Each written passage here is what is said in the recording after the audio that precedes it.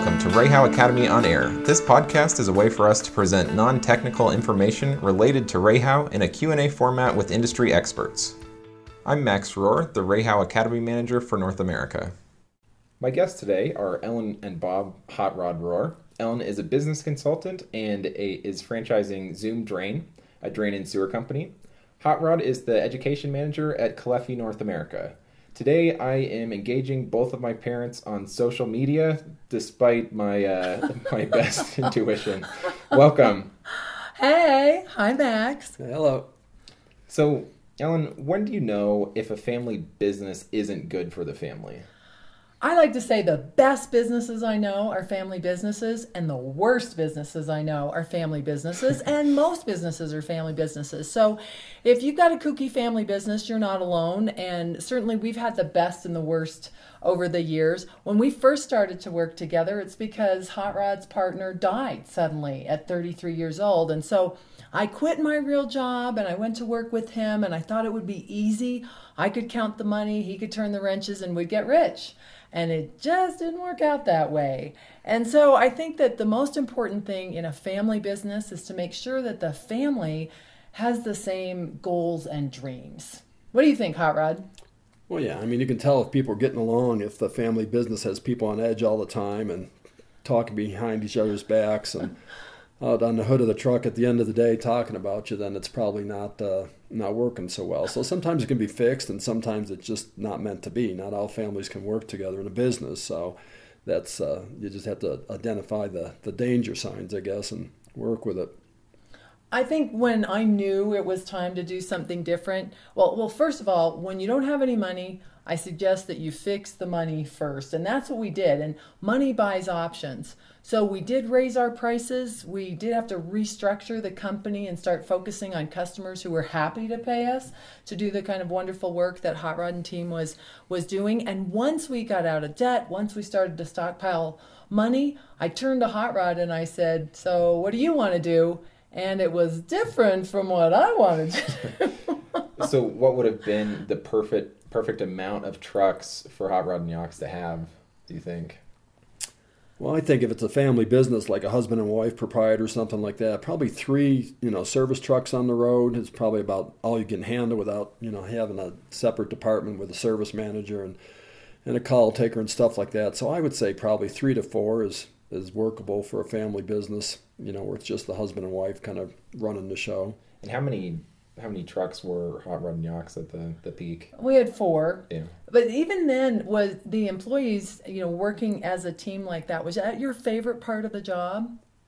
Well, as far as, it was small enough that we, could help each other out and we got along and stuff like that. But it was manageable with 3.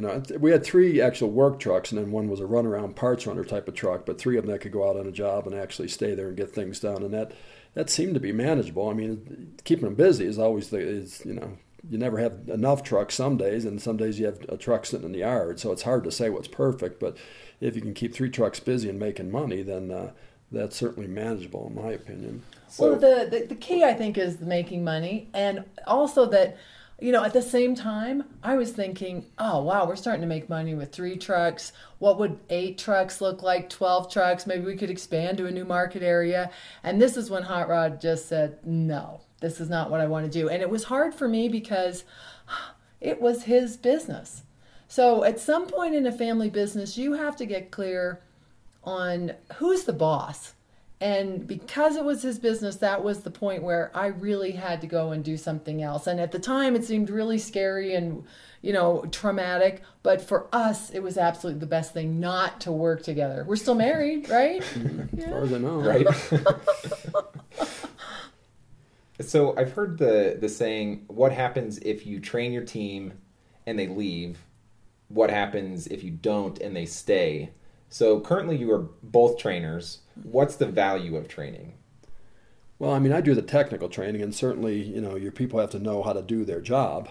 I mean, most hands-on people, like technical training, it's hard to turn a good technical person into a salesperson. So, you got to define what you want out of your team. If you want them out there selling the add-ons and doing that type of thing, it might not be the same guy as your top tech. So If they do leave and go somewhere else, at least they're going to be a good competitor. If they go into business against you, at least they're trained and they're, possibly bidding right and doing the work right. So you'd rather have that as a competitor than somebody that, just doesn't know what they're doing and just trying to be the lowest price all the time and doesn't go to any of the trainings or take advantage of any of the, the knowledge that's available out there for free these days, by the way. And I focus on the business side of things. So if you are going to have a family business, somebody has to be in charge, and that person has to decide that they're going to learn the business skills as well as the technical skills. Otherwise, my encouragement would be go work for someone else who wants to figure out operations and sales and marketing. So it's interesting, though, over the years, hot rods classes are always a lot more popular than mine. And I think, technicians really gravitate towards the technical side of things when so often what you might need more is to get uncomfortable and figure out the money and marketing and sales. So my feelings aren't hurt when my classes aren't as busy, but I am more committed than ever to helping contractors make money because I'm such a big fan of the skill set that Hot Rod has, that you have, that I think that that's important. One thing to say about training guys, though, is, you have a quote you like to say about this. About what if they train and they stay? We already said that. Oh. Well, the point is, if they leave, it doesn't make them worth less as a human being. I mean, people are going to come and go in your life. So while they're on your watch and while they're on your team, my encouragement is to do everything you can to help that person get as good as they can. Because even if they go into business, you'll be proud of what they managed to accomplish. And you can always you can always vote with your feet at any company. So if you don't feel that you're valued by your company owners, it doesn't really matter how many trainings you've been to or haven't been to. I think that that's the root cause for why people leave. That people leave, in a lot of cases, people they don't like, not necessarily jobs they don't like. One of the things that I've been trying to figure out a way to work into the training we're going to do at REHAU as an analogy is that let's say you have 5 guys and the goal is that they have to walk 100 miles for whatever reason. So you're all standing in your shop and there are 5 bicycles there. Would it be better for the bicycles don't work right now? They're all rusty. None of them are perfect. So they're not functional right now. So would it be better for all 5 people to just start walking? No assistance, no mechanical advantage, anything.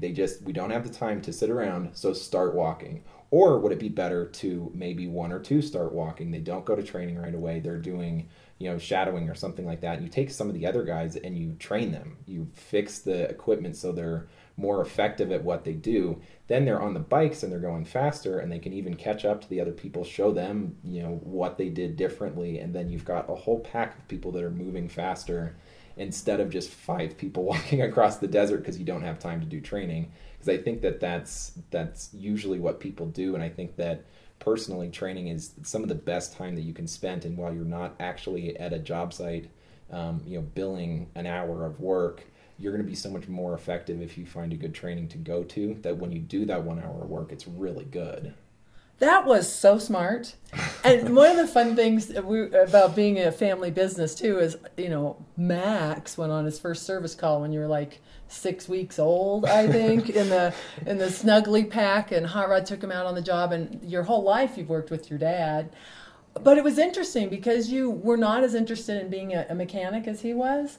I wasn't sure that you were interested at all. And then now, you were paying attention. It amazes me how much you've learned from all the different experiences you had. But you did do a lot of training with your dad. I love what you said about, you've got to service customers today and you've got to build guys for the future. That was a really lovely analogy. The funny thing about the going on the job site visits and working with my dad when I was in high school and back from college and things, my game plan was to go to dental school.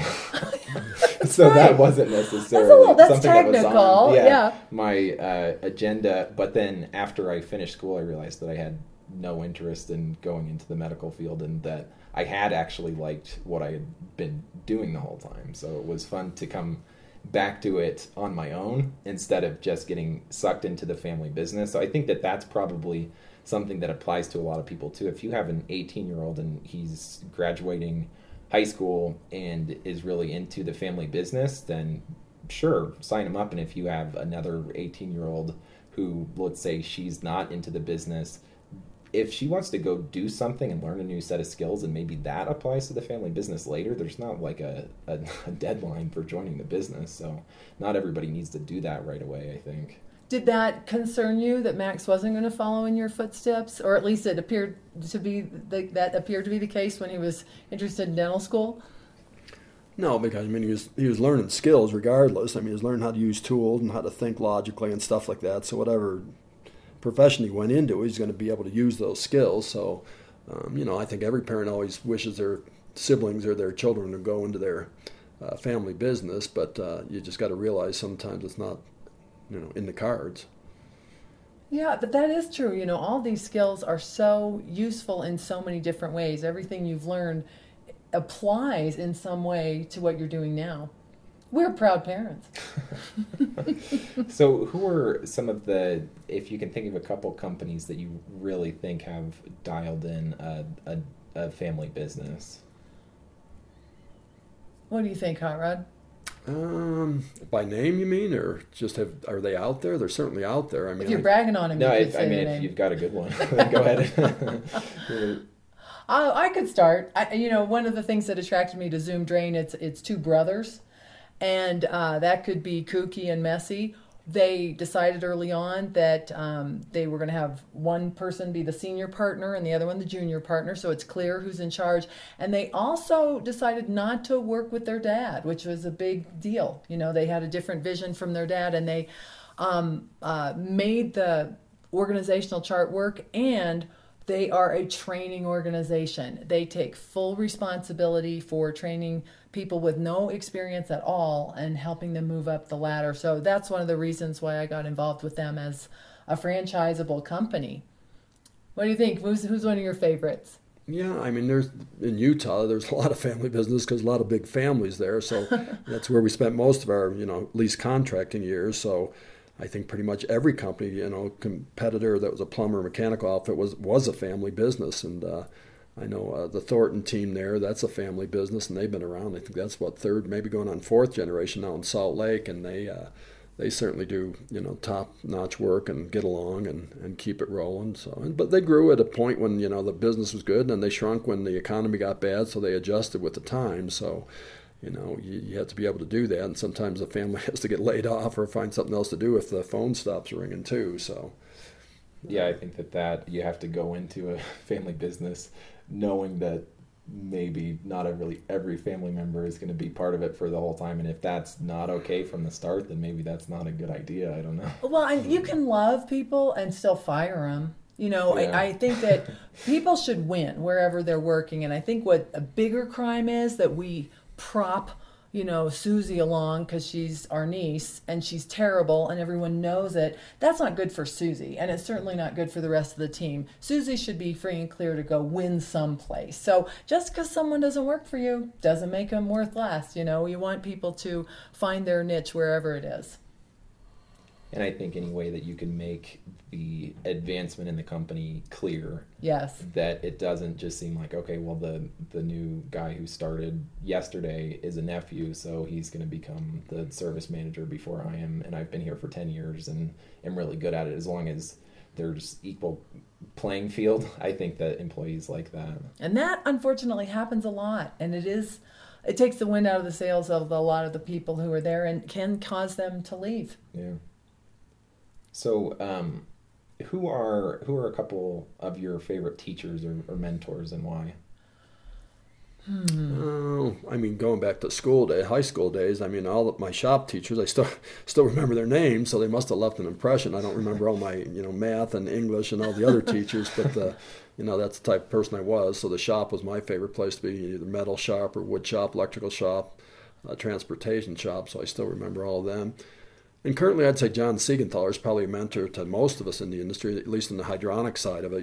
He's an approachable guy. He writes at an understandable level for the technician, and just keeps putting good information out there and stays current in that. So I'd say currently I'd look to him as one of the mentors for me.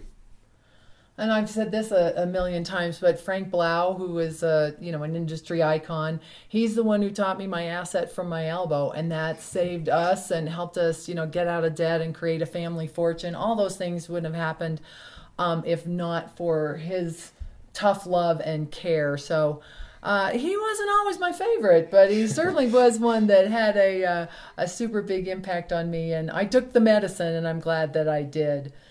How about you? Who's one of your favorite teachers? Oh, I don't know. I would say Ellen and Bob Rohr for that. So you don't have to put yourself up for adoption today. That's okay, good. So yeah, that was sweet. So I think that's all I've got as far as questions go. So you can find more from Hot Rod at Kalefi.us. Coffee with Kalefi is a monthly webinar series they have been doing for years, and it's really good. You can find more from Ellen at ellenrohr.com and zoomdrain.com.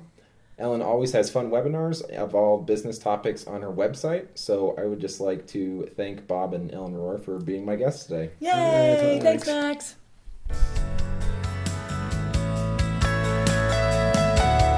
To find REHAU technical training, go to na.rehau.com/academy and check out REHAU America's YouTube channel.